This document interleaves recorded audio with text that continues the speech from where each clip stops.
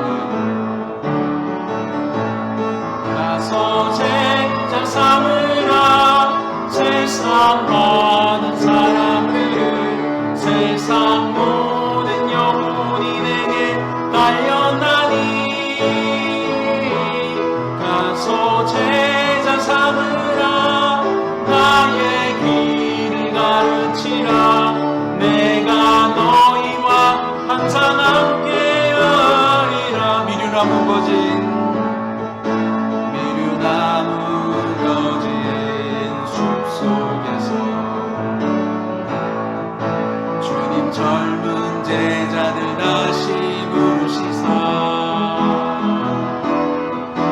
마지막 그들에게 부탁하시기를 너희들은 가라져 세상으로 가서 제자 삼으라. 세상 많은 사람들을 세상 모든 영혼이 내게 달렸나니 가서 제자 삼으라. 나의 길을 가르치라. 내가 너희와 항상 함께하리라.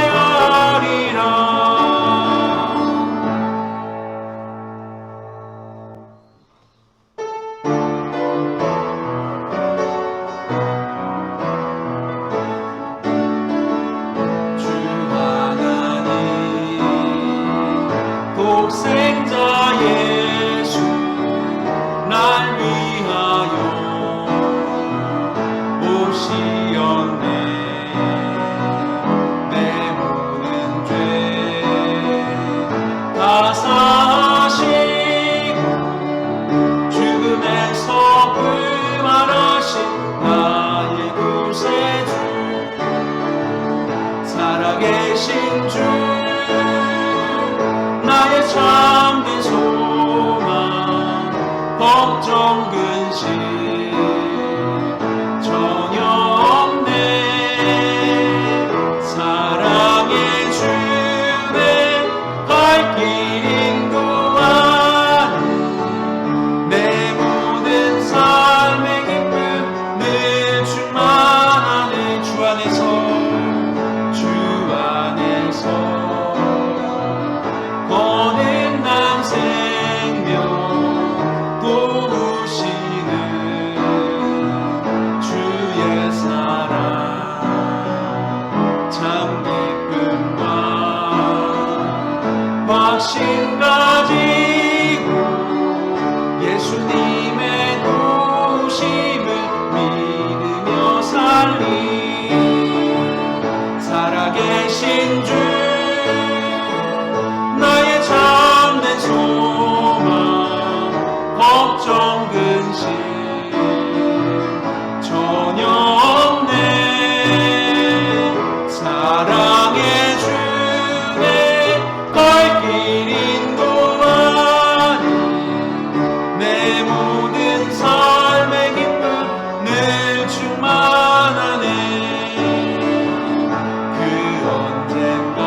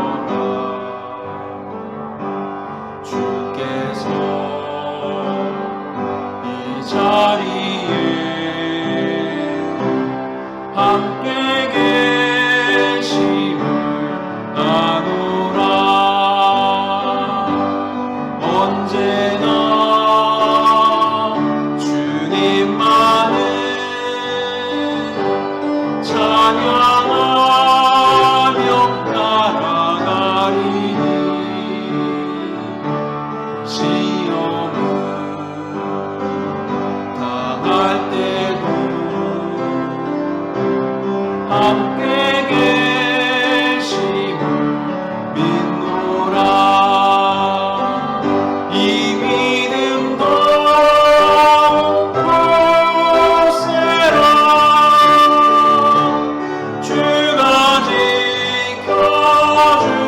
지켜주신다. 어두운 밤에도 주의 밝은 빛 인도하여 주신다. 주의 뜻 이루어지는 날까지 믿음도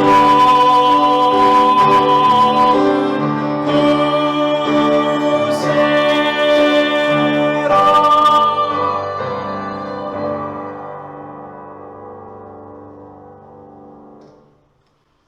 전능하사 천지를 만드신 하나님 아버지를 내가 믿사오며 그 외아들 우리 주 예수 그리스도를 믿사오니 이는 성령으로 잉태하사 동정녀 마리아에게 나시고 본디오 빌라도에게 고난을 받으사 십자가에 못 박혀 죽으시고 장사한 지 사흘 만에 죽은 자 가운데서 다시 살아나시며 하늘에 오르사 전능하신 하나님 우편에 앉아 계시다가 저리로서 산자와 죽은 자를 심판하러 오시리라. 성령을 믿사오며 거룩한 공예와 성도가 서로 교통하는 것과 죄를 사하여 주시는 것과 몸이 다시 사는 것과 영원히 사는 것을 믿사옵나이다. 아멘. 교도문 27번 시편 51편 함께 교독하도록 하겠습니다. 하나님이여 주의 인자를 따라 내게 은혜를 베푸시며 주의 많은 긍휼을 따라 내 죄악을 지워주소서. 나의 죄악을 말갛게 씻으시며 나의 죄를 깨끗이 제하소서. 무릇 나는 내 죄과를 아오니 내 죄가 항상 내 앞에 있나이다. 내가 주께만 범죄하여 주의 목전에 악을 행하여 싸우니 주께서 말씀하실 때에 의로우시다 하고 주께서 심판하실 때에 순전하시다 하리이다. 내가 죄악 중에서 출생하였으며 어머니가 죄 중에서 나를 잉태하였나이다. 우슬초로 나를 정결하게 하소서. 내가 정하리이다. 나의 죄를 씻어주소서. 내가 눈보다 희리이다. 하나님이여 내 속에 정한 마음을 창조하시고 내 안에 정직한 영을 새롭게 하소서. 아멘. 이 시간 예배를 위해서 정예숙 권사님 기도 인도하시겠습니다. 사랑과 은혜가 충만하신 아버지 하나님, 거룩하고 복된 주일을 허락하시고 차가운 날씨 속에서 비록 영상 예배지만 2021년도 주일 예배를 드릴 수 있게 하심을 감사와 찬송을 올려드립니다. 허물과 죄로 죽었던 저희를 십자가의 보혈로 깨끗하게 하시고 저희를 부르시는 주님께 감사드립니다. 일생 겪어보지 못했던 코로나 바이러스가 장기화되어 모두가 지쳐가고 있습니다. 속히 소멸시켜 주시옵소서. 이 시간 저희가 겪는 크나큰 아픔을 통해 스스로를 겸허히 돌아보기를 원합니다. 소망의 복음을 굳게 잡고 나아가는 한 해가 되기를 원합니다. 하나님을 더 가까이 해야 할 주의 백성들이 이웃을 돌아보지 못했음을 회개합니다. 위기 속에서도 우리의 믿음과 신앙의 걸음이 멈추지 않도록 인도하여 주시옵소서. 무엇보다 닫혔던 예배당 문이 활짝 열려 이웃과 성도 간에 하나님의 크신 사랑을 나누며 영광과 찬송 소리가 곳곳마다 울려 퍼질 수 있기를 간절히 기도드립니다. 아름다운 교회의 사명과 이웃의 등불 같은 교회로 굳건히 서게 하옵소서. 담임 목사님께 탁월한 영적 능력과 통찰력을 주시고 영육 간에 강건하게 하옵소서. 이 시간 주시는 말씀을 통해 치유와 회복 그리고 성숙된 믿음으로 일상의 기적이 회복되는 기쁨을 누리게 하옵소서. 특별히 다음 세대를 이어갈 어린 심령들 믿음에 굳건히 서게 하여 주시옵소서. 예배를 섬기는 귀한 손길들 축복하시고 성도님들의 늘 건강하게 지켜주시옵소서. 지금은 시작하는 시간이 오니 마치는 시간까지 주님 홀로 영광 받으시옵소서. 모든 말씀 우리를 죄에서 구원하신 예수 그리스도의 이름으로 기도드리옵나이다. 아멘.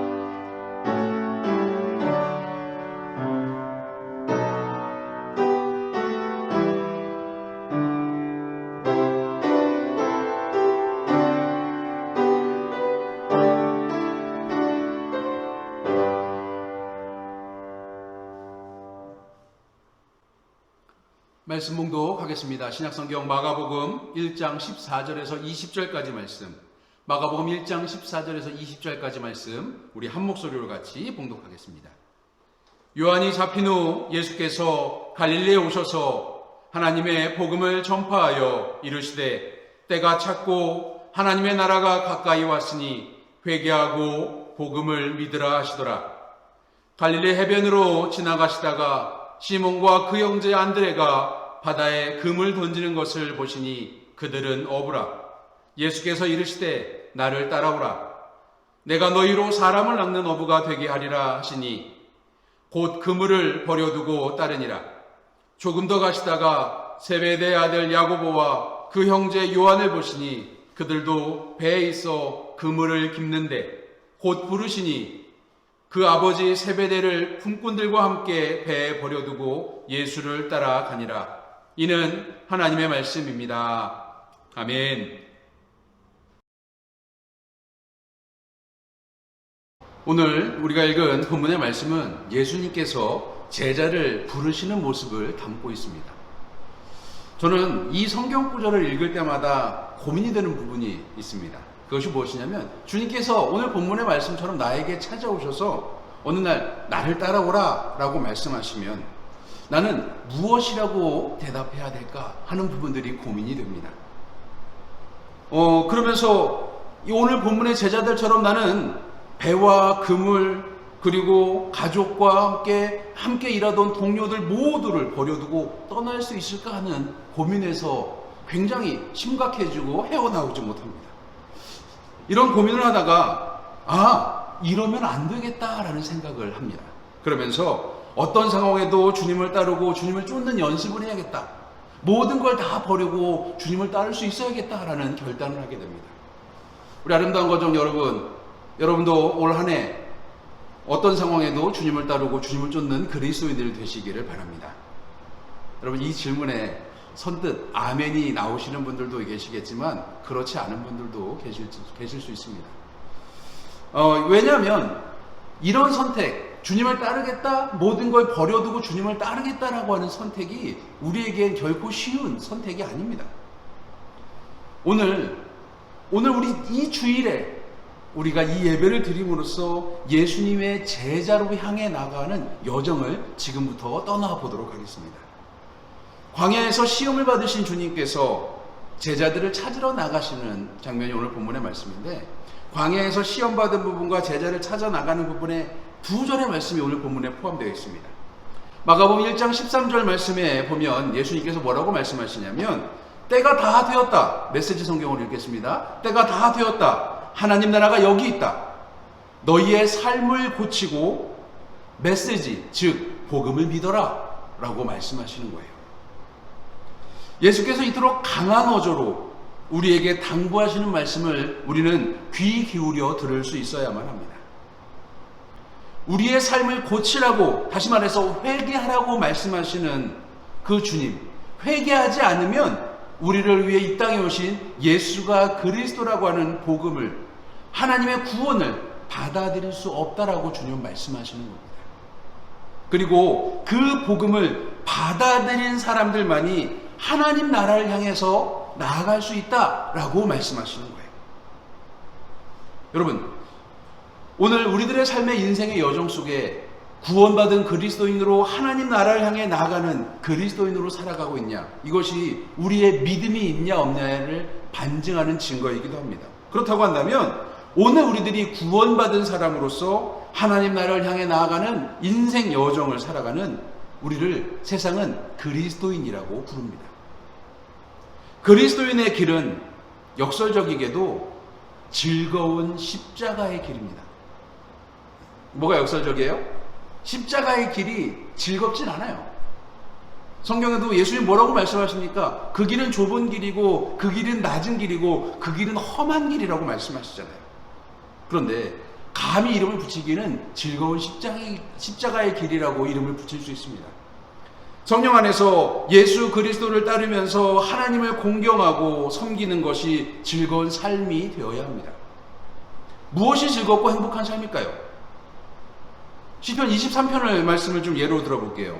시편 23편 말씀을 보면 여호와가 우리의 목자가 되시니 우리가 그 주님께서 우리를 쉴 만한 물가로 인도하시고 또 푸른 초장으로 인도하시고 우리가 사망의 음침한 골짜기를 다닐지라도 해를 두려워하지 않는 것은 주의 지팡이와 막대기가 나를 안위하신다, 우리를 지키신다 라고 하는 말씀인 거예요.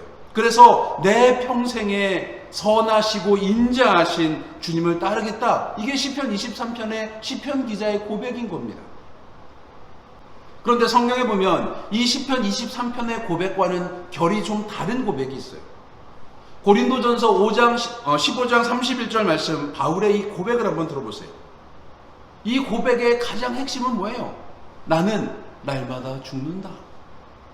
내가 예수 그리스도의 십자가를 따라 살아가는데 그 길에 대해서 나는 단언하는데 나는 날마다 죽는다라고 말씀하는 거예요. 시편 기자의 고백과 사도 바울의 고백의 차이는 무엇일까? 하나님 나를 푸른 초장으로 인도하시고 쉴만한 물가로 인도하시기 때문에 어려운 현실임에도 불구하고 십자가를 따르는 삶이, 아니 하나님을 따르는 삶이 즐겁고 행복한 길이 되어야 하는데 매일 자신을 죽이고 그렇게 십자가를 따르는 바울의 고백은 행복했을까? 우리는 그 고민을 좀 해볼 필요가 있습니다. 결론부터 말씀드리자면 지금 바울은 그리스도 안에서 행복해지기 위해서 자신을 죽이는 거예요. 여기서 바울이 나라고 말하는, 이 나라고 하는 말은 자기, 자아, 에고, 욕망의 총체를 통칭하는 겁니다. 사도 바울은 나를 죽인다, 그것은 자아, 자기, 에고, 욕망의 총체를 내려놓고 행복할 수 있는 십자가의 길을 선택하겠다라고 말하는 거예요. 그래야 그리스도께서 가신 그 길 위에서 행복할 수 있다, 바울은 경험적으로 그것을 고백하는 겁니다. 이것이 바로 행복한 그리스도인들의 삶이 되는 겁니다. 예수께서 오시기 전인 구약을 살아가는 사람들에게는, 하나님의 백성들에게는 그냥 하나님께서 나를 푸른 초장으로 인도하심이, 쉴 만한 물가로 인도하심이 그것이 감사한 일이고 그것이 기쁜 일이지만, 그리스도 대신 예수께서 우리에게 오심으로 인해서 이제 우리는 그리스도를 따라 살아가는, 하나님 나라를 향해 나아가는 그리스도인이 되었기 때문에 그리스도와 동행하고 그 길을 따라가는 것이 행복한 인생이 되어야 합니다. 여러분, 그러면 행복한 그리스도인들이 되려면 어떻게 해야 될까? 두 가지가 있습니다. 하나는 성령을 통해서 크게 깨닫고 혁명이 일어나는 거예요. 내 안에 혁명이 일어나는 거예요. 성령을 체험하는 것이 얼마나 놀라운 일인지 제가 여러분들에게 혁명이라는 단어로 오늘 이 성령 체험을 이야기하고 있습니다. 혁명이 뭐예요? 세상이 뒤집어지는 걸 혁명이라고 그러잖아요. 내 안에 내 자아가 뒤집어지는 것, 그런 영적 체험이 있어야만 우리가 행복한 그리스도인이 될 수 있다는 거예요. 이렇듯 한 인간의 내면이 뒤집어지고 총체적인 영적 경험과 깨달음과 인격의 변화를 가져오는 일생일대의 체험이 나에게 있어야지 내가 행복한 그리스도인이 될 수 있다는 거예요. 실예로 구약에 등장하는 요나라고 하는 사람의 예를 좀 들어볼게요. 어느 날 하나님께서 요나에게 말씀하십니다. 니느웨로 가라. 왜요? 니느웨로 가면, 그곳에 가면 그 니느웨, 그 나쁜 나라가 멸망할 거라고 이야기해라.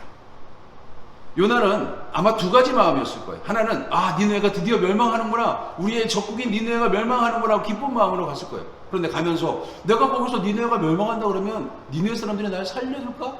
그게 고민이 됐을 거예요. 그래서 니느웨로 가는 척하면서 다시스로 가는 배를 타버립니다. 그런데 문제는 뭐냐면 하나님의 눈을 피해서 다시스로 갔던 요나를 하나님은 물에 빠뜨리시고 바닷물에 빠뜨리시고 큰 물고기 뱃속에서 3일간 지나게 하십니다. 하나님의 눈을 피해서 도망갔던 그 사람이 그 물고기 뱃속에서 꼼짝없이 죽었다고 하는 그 상황에서 하나님이 큰 물고기를 예비하시고 그 큰 물고기 뱃속에서 하나님께 기도를 하기 시작합니다. 그리고 그 큰 물고기가 자신을 다시 뱉어냈을 때 니느웨에 가서 그곳에서 그 큰 성읍, 자기의 적국, 그 당시 가장 센 나라, 그곳에 가서 이 나라가 곧 멸망할 거라고 하는 하나님의 말씀을 선포합니다. 그리스도인이 뒤집어지는 놀라운 경험을, 이 첫 번째 길을 경험한다고 한다면 우리는 끊임없이 하나님과 교제하고 하나님의 뜻을 알아가는 두 번째 길을 걸어가야 됩니다. 그냥 1번 길, 2번 길, 첫 번째 길, 두 번째 길을 선택하는 게 아니라 1번 길을 경험해야 2번 길을 갈 수 있는 거예요. 이것은 기도와 영적 훈련이 없으면 어떻게 되는지를 요나가 아주 분명하게 보여주고 있습니다. 요나서 후반부를 보면요, 니느웨가 멸망할 것이라고 요나가 선포하니까 어떤 일이 벌어져요? 니느웨 왕부터 시작해서 그곳에 있는 모든 사람들, 그 사람들이 베옷을 입고 사람은 물론이고 짐승까지도 금식하면서 하나님께 기도합니다. 하나님이 그 니느웨를 멸망시키지 않으십니다. 여러분, 그런데요, 그 이후에 요나의 마음이 어떻습니까? 본인이 마음이 상해요. 요나서 4장 1절에 보니까 요나가 뭐라고 얘기했냐면요, 요나가 매우 싫어하고 성내며 라고 말씀합니다. 하나님이 멸망하시기로 했던 나의 족속, 왜 우리나라를 적대시하고 힘들게 했던 그 니느웨를 왜 멸망시키지 않습니까? 멸망시킨다 그랬잖아요. 여러분, 하나님의 마음이 여기 있는 거예요. 구약의 하나님이 그냥 전쟁의 하나님이고 이스라엘 사람들만 지키는 하나님이 아니라요, 니느웨 사람들도 생명을 소중하게 여기신 분이 하나님이셨어요. 하나님의 백성은요, 그 하나님의 마음을 담아서 이웃을, 적국이라도, 우리를 힘들게 하는 나라라도, 우리를 힘들게 하는 사람이라도 그 사람들의 생명을 소중하게 여길 줄 아는 사람이 되어야 됩니다. 하나님으로부터 도망쳐 가고 바다로 던져지고 큰 물고기 뱃속에까지 들어갔던 산전수전을 다 겪었던 요나가 하나님의 뜻을 따라서 어쩔 수 없이 니느웨라고 하는 땅에 가서 죽을 각오를 하고, 내가 여기서 이 말을 하면 죽을 텐데 라고 하는 것을 하면서도 하나님의 경험이기 때문에 그곳에 가서 니느웨를 향해서 멸망을 선포하잖아요. 그런데 그들이 회심했다는 이유로 하나님이 그들을 멸망시키지 않아요. 요나가 거기에 대해서 화를 냅니다. 그리스도인의 길, 두 번째 길은요, 끊임없이 기도하고 훈련을 통해서 예수 그리스도의 멍에를 짊어지고 가는 사람들이 되어야 됩니다.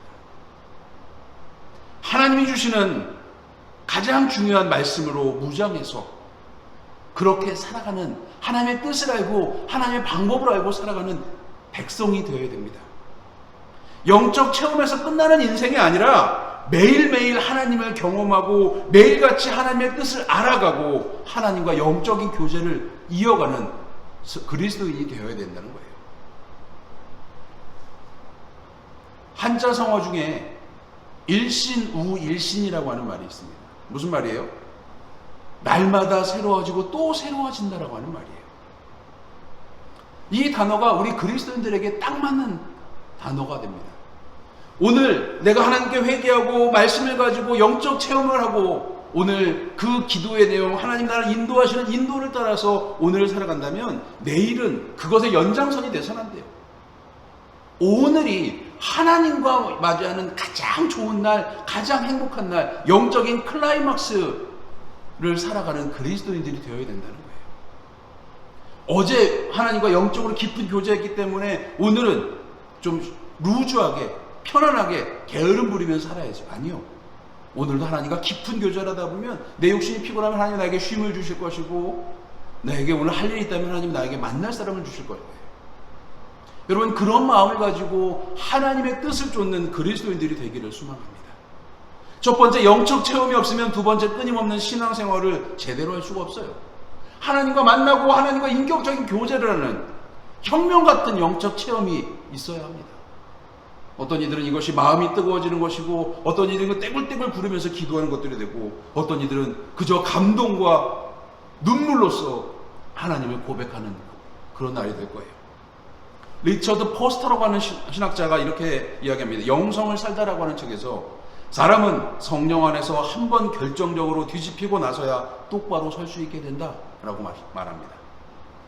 뒤집히는 체험이 없는 신앙생활은 전통적이고 습관적이고 형식주의적인, 다시 말하면 유대인들과 별반 다르지 않은 교양의 수준을 갖추려고 하고 인맥을 맺기 위한 교제를 하려고 하고 무기력증에 빠지는 모습처럼 그렇게 살아가는 사람들이 되고 맙니다.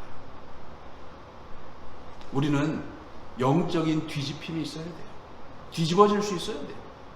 건강한 바다는요, 태풍이 불어서 밑에 있는 영양분들이 위로 올라오고 위에 있는 영양분들이 밑으로 내려가서 순환이 이루어지고 뒤집어진 바다가 건강해진 바다라는 거예요. 그런데 그 태풍이 일어나면 어떻게 돼요? 어떤 작은 물고기들은 육지로 튀어나와서 죽을 수도 있고요. 어떤 물고기들은 돌에 부딪혀서, 어떤 해조 생물들은 그냥 생을 다 할 수도 있습니다. 하지만 그 큰 바다가 건강해지려면 태풍이 불어야 되는 거예요. 카펫이나 커다란 이불을 털 때는 어떡합니까? 그냥 눕혀놓고 털면 먼지가 날아가요? 아니요. 거꾸로 매달아놓고 털어야 그 먼지가 날아가는 거예요. 뒤집어진다는 것, 이것은 우리에게 내가 행복한 그리스도인으로 향해 나아가는 하나님 백성이 되기 위해 반드시 필요한 조건이 되는 거예요. 오늘 본문의 제자들이 그 뒤집어짐의 경험을 어디서 하느냐? 예수님이 나를 따라오라 라고 하는 그 음성에 응답함으로써 뒤집어진 삶을 경험하게 됩니다. 예수를 믿는 그리스도인은 예수님이 가신 그 길을 따라가는 사람들이 되어야만 합니다. 오늘 본문 바로 앞에 있는 마가복음 1장 10절의 말씀을 보면 예수께서 성령이 비둘기같이 자기에게 내려오는 것을 보셨다라고 그렇게 말씀합니다. 이것이 예수님이 경험한 영적 경험이에요. 예수님이 경험한 첫 번째 뒤집어짐 같은 경험인 거예요.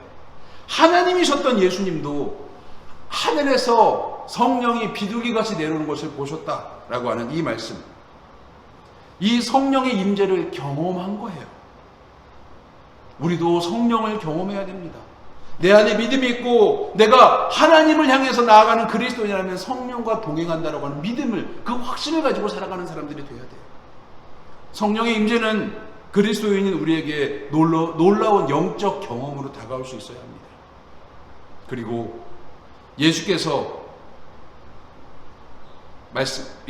보이셨던 그 모습, 아주 이른 새벽 혹은 날이 저물 때 외딴 것으로 나가서 기도하시는 모습을 볼 수 있어야만 합니다. 그 단편적인 예가 마가복음 1장 35절 말씀, 오늘 우리가 읽은 본문 바로 다음에 나와 있는 말씀에 보면 새벽 아직도 밝기 전에 예수께서 일어나 나아가 한적한 곳으로 가서 거기서 기도하시다더니 라고 하는 말씀처럼 예수께서도 영적 체험을 하시고 그 후에 끊임없이 기도하시며 하나님의 길을 묻고 하나님의 방법을 알아가는 신앙 훈련을 이어가셨습니다. 영적 체험에서 끝나고, 영적 체험했으니 끝나는 것이 아니라 기도하고 있으니 되는 것이 아니라는 이 두 가지 길이 맞물려 있어야 행복한 그리스도인의 길이 될 수 있는 거예요. 하나님을 경험하고 성령과 동행하는 그리스도인들이 오늘도 말씀을 읽고 성경을 읽으면서 하나님 안에서 하나님의 뜻을 아는 그리스도인으로 살아가야 된다는 거예요. 그리스도께서 끊임없이 신앙훈련에 대해서 그렇게 살아가셨던 모습에 대해서 익명의 히브리서 기자는 이렇게 마치 자기 눈으로 본 것처럼 이렇게 이야기합니다. 히브리서 5장 7절부터 8절 말씀을 새번역 성경으로 읽어드리겠습니다. 예수께서 육신으로 세상에 계실 때 자기를 죽음에서 구원하실 수 있는 분께 큰 부르짖음과 많은 눈물로써 기도와 탄원을 올리셨습니다. 그는 아드님이시지만 고난을 당하심으로써 순종을 배우셨습니다. 라고 말씀합니다. 성령 체험과 하나님의 뜻을 따라 이루어지는 한 번의 결정적인 내면의 변화와 인생의 방향 전환인 회개, 그리고 죽을 때까지 지속하면서 그리스도인다운 인격으로 성장해가는 끊임없는 자기 갱신과 배움을 위한 기도의 영성생활, 이것이 행복한 그리스도인들의 길입니다. 코로나 때문에 많은 분들이 예배를 제대로 드릴 수 없어서 영적으로 힘들다라고 하는 고백을 합니다. 물론 그럴 수 있어요. 온라인 예배이기 때문에 예배의 모습을 갖출 수 없고 예배처럼 느끼지 않는 분들도 있을 거예요. 여러분, 중요한 것은 이 코로나로 알곡과 쭉정이가 구분되는 시대를 우리는 살아가고 있어요. 이렇게 말씀드리면 제가 뭐라도 된 것처럼 보여서 죄송합니다만 제가 느끼는 건 그거예요. 이단과 사이비와 교회를 위장했던, 선교단체를 위장했던 그 모습들이 떨궈져 나가기 시작하죠. 여기서 우리가 할 수 있는 것은 한 번의 예배를 드려도 제대로 드릴 수 있어야 돼요. 우리 교회 주보는 매주 우리가 카톡에다가 제가 올려드립니다만 날마다 있는 하는 양식이라고 하는 것이 우리 교회 이미지 주보에 매번 포함이 됩니다. 물론 읽기 어렵겠습니다. 핸드폰으로 봐야 되기 때문에 읽기 어렵겠습니다만 이것을 보면서 매일매일 묵상하고 성경을 읽고 기도를 하면서 끊임없는 영적 훈련, 하나님의 뜻과 길을 묻는 성도들의 모습이 되어야만 합니다. 결정적인 회개 없이는 지속 가능한 성장은 있을 수 없습니다. 이것이 바로 예언자 요한이 말한 돌멩이만도 못한 형식주의와 윤리적 실천의 열매 없는 신앙생활의 모습일 거예요. 회개해야 됩니다. 매일매일 오늘의 삶을 깨끗하게 하기 위해서 회개해야 됩니다. 결정적인 회개와 지속적인 성장은 그리스도인을 자비와 정직, 거짓과 폭력 없이 자족할 줄 아는 생활로 우리를 인도하게 됩니다. 이 코로나 시대를 살아가는 여러분은 지금 행복한 그리스도인입니까? 코로나로 힘들고 전국은 혼란스럽고 외국 뉴스, 부동산, 경제 문제 뭐 하나 신나는 얘기거리가 없는 시대를 우리는 살아가고 있잖아요. 모든 것이 혼란스럽고 답답하기만 하지 않으십니까? 여러분, 그런데 우리는 이 시대 속에 나를 부르신 하나님의 뜻이 무엇인지를 알아야 돼요. 그죠? 바닷가에서, 갈릴리 호숫가에서 고기 잡는 어부들을 부르셔서 그들을 제자 삼으신 게 아니라 이 시대 속에 나를 그리스도인으로 부르신 이유가 무엇이냐는 거예요. 가장 기본적인 결론은 나는 행복한 그리스도인이 되어야 하는 거예요. 이게 하나님이 나를 부르신, 이 시대에 그리스도인을 부르신 이유예요. 시대가 너무 암울하고 답답하다고요, 힘들다고 그렇게 말하잖아요. 성경 속의 위대한 전도자였던 사도 바울이 살아가던 시대도 혼란과 어려움의 시대였습니다. 바울이 3번 선교 여행을 했다, 성경은 그렇게 이야기하는데 그 3번의 선교 여행 중에 바울이 살던 시대를 한번 들여다보자고요. 로마 황제 클라우디우스와 네로 황제가 통치하던 시대에 바울이 선교 여행을 했어요. 주 41년부터 시작해서 61년까지 이 20년 사이에 사도 바울이 선교 여행을 했을 거라 많은 사람들이 그렇게 추정을 합니다. 왜냐하면 사도 바울이 편지에 써서 말하고 있는 내용과 그 시대 사람들 그때가 딱 맞기 때문에요. 이 클라우디우스 황제 이전의 황제는 폭군이라고 불리던 칼리굴라라고 하는 황제였어요. 이 폭군 칼리굴라의 시대가 지나고 비교적 온건한 황제인 클라우디우스 시대에 로마 시민들은요, 로마 제국 안에 살아가던 사람들은요, 다음 왕을 기대하기 시작했어요. 왜냐하면 이 클라우디우스 황제는 전 황제의 어떤 칼리굴라가 너무 폭군이어서 그런지 모르겠지만 좀 심심한 시대를 살아간 것 같아요. 그러면서 기대했던 게 뭐냐면 다음 황제가 네로가 될 거라고 하는 소문이 돌기 시작하니까 가장 고귀한 정통 황제의 피를 얻었다라고 하는 이 네로에게 엄청나게 많은 기대를 했어요. 그런데 네로가 황제가 되고 어떻게 됩니까? 칼리굴라는 뭐 갖다 붙일 것도 안 될 정도로 아주 폭군이 되어버리잖아요. 내전과 전쟁의 시대를 넘어 새로운 황금 시대를 열어줄 거라고 했던 그 네로가 전무후무한 폭군으로 변해버리잖아요. 제국의 확장을 위해서 식민지 사람들을 마구 죽이고 특히 기독교인들을 최고로 열심히 탄압했던 왕이 돼버리죠. 황제가 돼버리잖아요. 이에 로마의 지식인들과 시민들이 로마가 곧 쇠락할 것이라고 이야기합니다. 이에 발맞춰서 당시 초대교회 성도들도 결국 인간의 정치로서는 진정한 구원을 가져다 줄 수 없다라고 이야기합니다. 이것을 확신 가지고 십자가에서 죽고 부활하신 예수 그리스도의 다시 오심을 기다리기 시작하는 신앙의 새로운 모습이 네로 황제 시대에 펼쳐지기 시작합니다. 여러분 한번 보세요. 지금의 전국을 보세요. 우리나라뿐만 아니라 전 세계 모든 나라들이 코로나 때문에 힘들어하고 정치로 인해서 힘들어하고 분열되고 나뉘어지고 힘드는 시대를 살아가고 있습니다. 경제적인 혼란, 정치적인 아픔, 코로나로 인한 의료적인 이런 편만함 때문에, 아니 이런 나뉘어짐 때문에 너무 힘든 시대를 살아가고 있잖아요. 이런 전국 속에서 바울은 선교를 감당했고 교회를 세우고 복음을 전했습니다. 그리고 그 바울을 통해 기독교는 더 큰 힘을 얻고 팽창하고 우리에게까지 복음이 전해진 계기가 되는 거예요. 지금 우리는 코로나라고 하는, 코로나 바이러스라고 하는 유례없는 어려움을 경험하고 있습니다. 바울이 살던 시대, 그 시대와 지금 코로나 시대가 별반 다르지 않게 느껴지지 않습니까?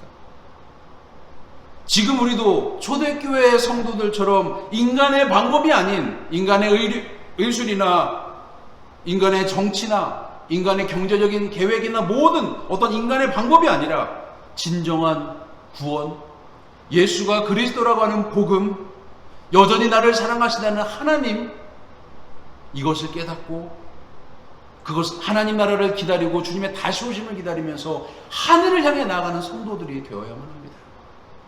이 어려운 시대 속에 교회는 자정 능력을 회복해야 됩니다. 코로나가 가져다 준 가장 큰 뭐라고 이야기할까요? 가장 좋은, 혹은 좋다고 말하면 좀 코로나 시대 속에 조금 안 좋게 보일 수 있습니다만, 코로나가 가져다 준 제일 좋은 기능 중에 하나는 뭐냐면 아까 말씀드렸던 것처럼 알곡과 쭉정이가 구분되는 거예요. 어느 교회가 예배를 몇 번 드리냐, 무슨 프로그램을 어떤 선교를 하느냐, 그게 중요한 게 아니잖아요. 예배를 제대로 드리고 있느냐, 진정 그리스도인이냐, 하나님 나라를 바라보고 있느냐, 주님의 다시 오심을 기다리고 있느냐, 이것이 진짜 교회냐 아니냐를 구분지어 놓는 거예요. 이제 다시 이 코로나 속에서 우리는 새로워져야 합니다. 하나님 나라를 이 코로나 속에 그리스도인으로 부르신 이유가 무엇인지 깨달아야 합니다. 어쩌면 이 코로나를 통해서 하나님이 원하시는 것이 교회가 더 순결해지고 더 거룩해지는 것을 원하는 것은 아닐까요? 하나님은 이 코로나를 통해 우리를 더 정결하게 만들기 위함은 아닐까요? 우리는 그 마음을 가지고 하나님의 뜻을 구하는 백성들이 되어야 됩니다. 그래서 오늘 우리가 읽은 본문 15절 말씀, 때가 찼고 하나님 나라가 가까이 왔으니 회개하고 복음을 믿으라고 하는 이 말씀을 받아들이고 그 말씀을 기억하고 마지막 때를 준비하는 성도의 모습이 되어야만 합니다. 주님이 다시 오실 그 주님을 나도 생각하면서 오늘도 예수님을 따라서 십자가의 그 길을 행복하고 기쁘게 살아가는, 자랑스럽게 살아가는 그리스도인들이 되어야만 합니다. 이것이 기독교가 말하는 순종이 되는 거예요. 순도 100%의 신앙을 지키고만 있다고 순종이 되는 것이 아니라 매일매일 새로워지면서 매일매일 하나님의 뜻을 구하면서 나가는 것이 순종이 되어야 됩니다. 순종이라고 하는 단어를 영어 단어로 이렇게 표현하다 보면 두 가지 단어를 우리는 말합니다. obedience라고 하는 단어하고 submission이라고 하는 단어입니다. 이 두 단어 모두 한국어로 순종이라고 말할 수 있는데 저는 obedience라고 하는 단어보다는 submission이라고 하는 단어를 더 좋아합니다.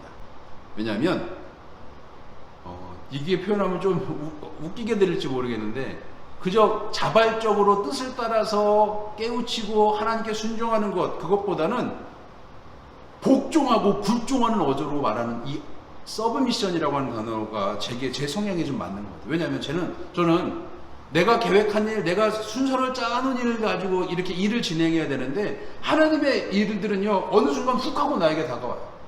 그게 아니라고 말씀도 안 하고 나를 꺾고 그냥 인도하시고 나를 이끌어 가시는 거예요. 확 꺾여서 어쩔 수 없이 질질 끌려가면서 하나님의 길을 가는 것만으로도 돌아보면 그것이 감사하고 그것이 만족스러운 일이 되어버리는 거예요. 그렇기 때문에 아마 저는 오비디언스라고 하는 단어보다 서브미션이라고 하는 단어를 더 좋아하는지 모르겠습니다. 순종이든 굴복적인 복종이든 그리스도인의 길은 자발적인 순종의 길이면서 자유와 기쁨과 사랑과 생명의 길이 되어야 됩니다. 행복한 사람들은요 자유로운 사람들이 행복한 거예요. 행복한 사람들은요 오늘이 기쁜 사람들이 행복한 거예요.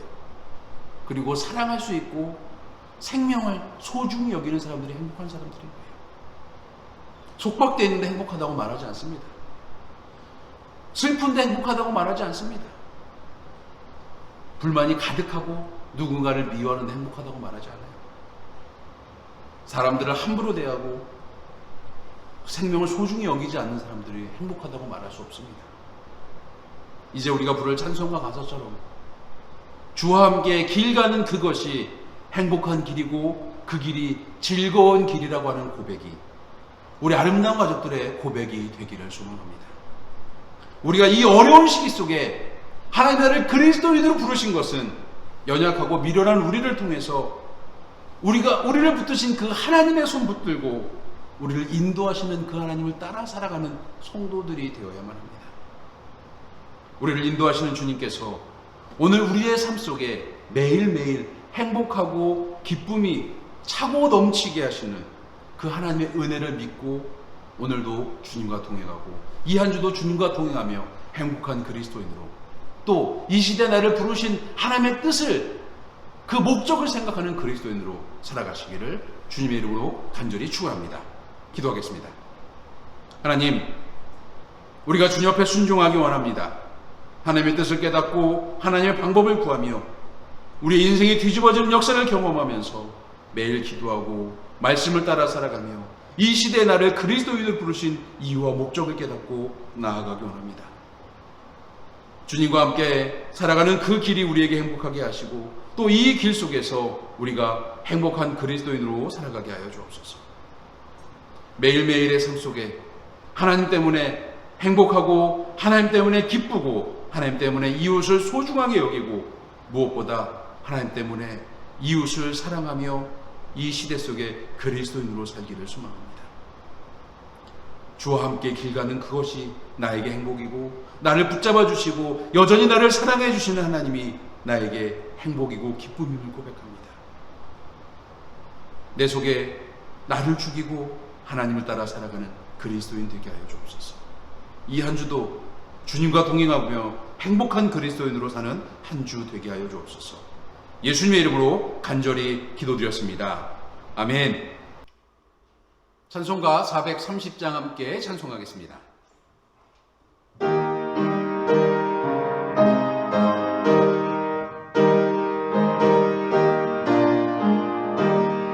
주와 같이 길 가는 것 즐거운 일 아닌가.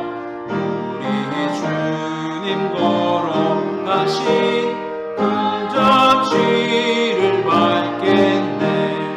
한 걸음 한 걸음 주 예수와 함께 날마다 우리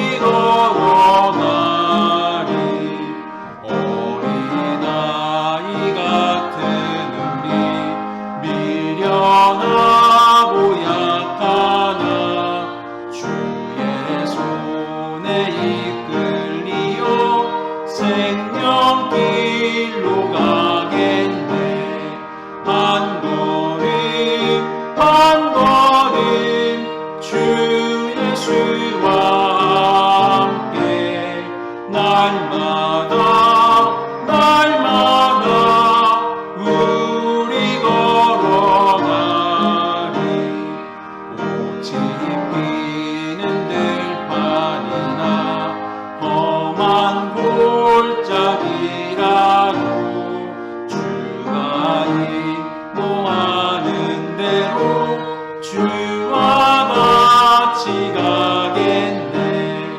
한 걸음 한 걸음 주 예수와 함께 날마다 날마다 우리 걸어가리.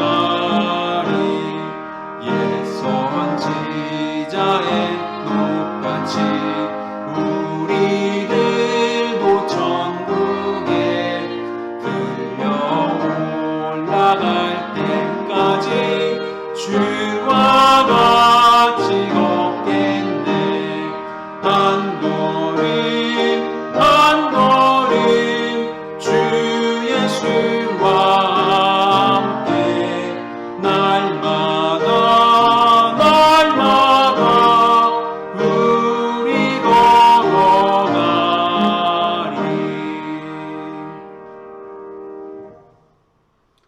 주님, 우리의 모든 것이 주님의 것입니다.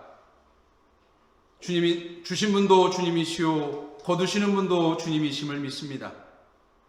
주님이 주신 것들을 육체적인 욕망만 채우기 위해 쓰지 않고 거룩한 하나님 나라를 바라보며 사용하게 하시니 감사드립니다.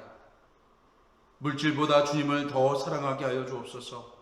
주님과 동행하며 주님 때문에 행복한 그리스도인으로 이 한 주를 살게 하여 주옵소서. 세상 것보다 하나님 나라를 사모하는 마음을 담아 예물을 드리는 우리들의 정성과 마음을 받아주시고 이 한 주도 주님 때문에 행복한 그리스도인으로 살기를 소망하며 더욱 소중히 주님만을 바라보고 예배하는 그리스도인들에게 간구하며 예수님의 이름으로 기도드렸습니다. 아멘.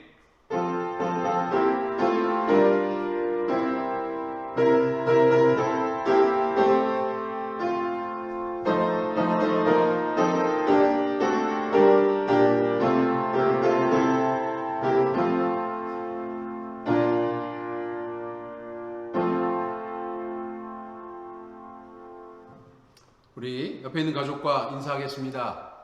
주님 때문에 행복한 그리스도인 됩시다. 인사하겠습니다. 주님 때문에 행복한 그리스도인 됩시다. 네.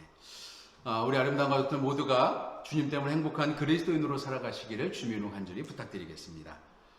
소망을 채워가는 달 1월, 이번 주간이 지나면서 이제 우리는 1월 마지막을 향해서 나아가고 있습니다. 물론 다음 주일이 남아 있습니다만 이 한 주간, 마지막 한 주간 주님 안에서 기쁘고 평안한 마음으로 또 행복한 그리스도인으로 어려운 상황 속에 하나님을 바라보면서 소망과 행복을 담아가고 그렇게 살아가는 그리스도인 되기를 소망합니다. 예배를 통해 주시는 주님의 뜻과 소망을 품고 나가는 우리 아름다운 가족들 되시기 바랍니다. 2021년 우리 아름다운 교회의 표어는 내 이웃을 위로하라, 내 백성을 위로하라라고 하는 말씀입니다. 우리 이웃을 진심으로 사랑하고 그 이웃을 위로하면서 나가는 그리스도인들 되기를 소망합니다. 이사야서 40장 1절의 말씀처럼 하나님의 백성은 우리 이웃들이 하나님의 백성이에요. 그 이웃들을 위로하고 모두가 힘든 시기 이웃을 진심으로 사랑하고 위로하는 우리 아름다운 가족들 되시기 바랍니다. 지난주에도 광고를 드렸습니다만 기부금 납입 증명서, 즉 기부금 납입에 대한 영수증 교회에서 발급하고 있습니다. 필요하신 분들 교회로 연락 주시면 만들어서 우편으로나 혹은 카톡, 사진, 문자로 발송해 드리도록 하겠습니다. 연락해 주시기를 부탁드리겠습니다. 사회적 거리두기 2.5 단계 계속해서 유지하고 있습니다. 바라기는 이번 주간에 조금 줄어들었잖아요. 이제 400명대 뭐 이렇게 왔다 갔다 하는데 좀 더 우리가 요 마지막을 좀 잘 살아갔으면 좋겠어요. 1월 31일까지가 이제 정부에서 발표한 2.5 단계가 제한이 1월 31일까지인데 뭐 다른 사람도 그런데 우리끼리는 괜찮아라고 하는 마음이 아니라 이 상황 속에서도 진정한 마음으로 이웃을 사랑하고 우리끼리라도 열심히 지키고 또 기도하면서 힘을 다해서 이 거리두기를 동행하고 또 행복한 그리스도인으로 생명을 사랑하고 이웃을 사랑하는 그리스도인 동참해 주시기 바랍니다. 힘들고 어려운 상황 속에 힘을 모아서 사회적 책임을 지는 그리스도인들 되시기를 주님의 이름으로 부탁드리겠습니다. 오늘 예배를 통해서 드려진 예물 우리 안내해드리는 아름다운 교회 계좌로 입금해 주시기를 바랍니다. 영적 교제하는 교회라고 하는 마음을 가지고 우리가 지난 연말부터 계속해서 이 캠페인 이어가고 있습니다. 뭐 어려운 거 아니잖아요. 문자 보내고 카톡 보내면서 그분을 위해서 기도하는 거예요. 만날 수 없으니까 기도하고 전화 통화하면서 문자 보내면서 서로를 진심으로 사랑하면서 영적인 교제가 이어지고 충만해지는 우리 아름다운 가족들 되시기를 부탁드리겠습니다. 또 한 가지는 우리가 코로나가 터지고 이제 1년 넘게 우리 교회에서 계속해서 비대면 영상 예배를 왔다 갔다 하면서 여러분들에게 부탁드리는 거는 매일 정오에 1분씩 기도하는 거예요. 코로나를 위해서, 코로나 때문에 고생하는 이들, 또 치료제와 백신, 또 우리 교회를 위해서, 아름다운 가족들을 위해서 1분 정도, 1분 이상 기도하시기를 부탁드리겠습니다. 우리가 마음을 다해 기도할 때 하나님께서 우리의 기도에 귀 기울이시고 응답해 주실 줄 믿습니다. 모임과 동정 살펴주시길 부탁드리고 우리 다음 주일 기도하시는 분들도 살펴주시기 바랍니다. 우리 마지막 찬양 하도록 하겠습니다.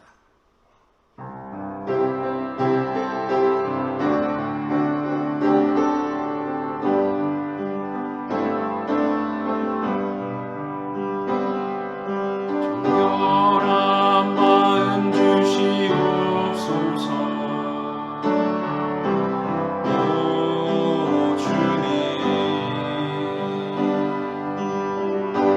정직한 영을 새롭게 하소서.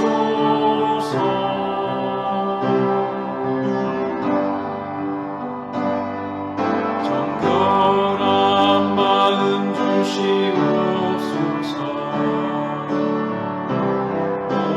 오 주님, 정직한 영을 새롭게 하소서.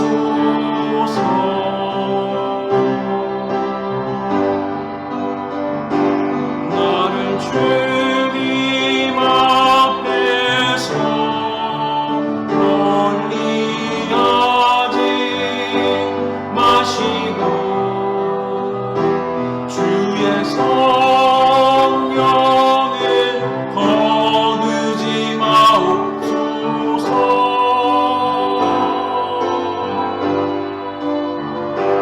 그 구원의 기쁨 다시 회복시키시며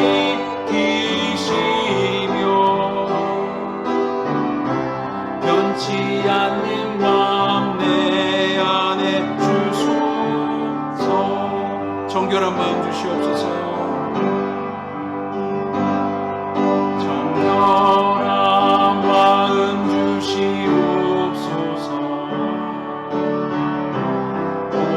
오 주님,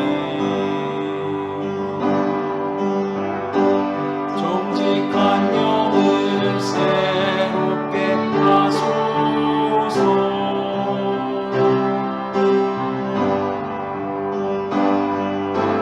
정결한 마음 주시옵소서.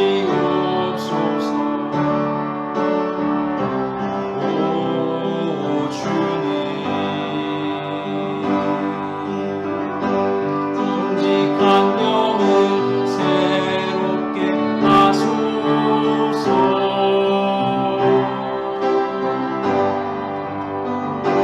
나를 주님 앞에서 멀리하지 마시고 주의 성령을 거두지 마옵소서.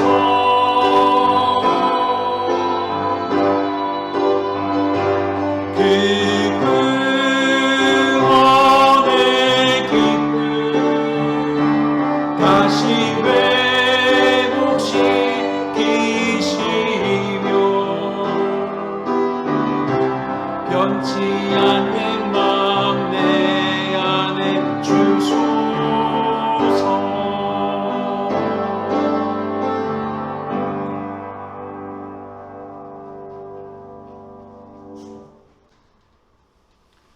이제는 모든 만물과 생명의 주인 되시는 예수 그리스도의 은혜와 세상을 아름답게 창조하시고 오늘도 창조의 섭리로 우리를 이끄시는 하나님의 무제약적인 사랑하심과 언제나 우리를 떠나지 않고 보호해 주시겠다라고 약속해 주시는 성령의 교통하심이 복음의 씨앗을 심기 위해 세상으로 보내지고 부름받고 힘차게 전진하는 우리 아름다운 가족들 모두 위해, 힘들고 어려운 시대 아프고 힘든 이들 위해 이제부터 영원토록 함께 하시기를 간절히 축원하옵나이다.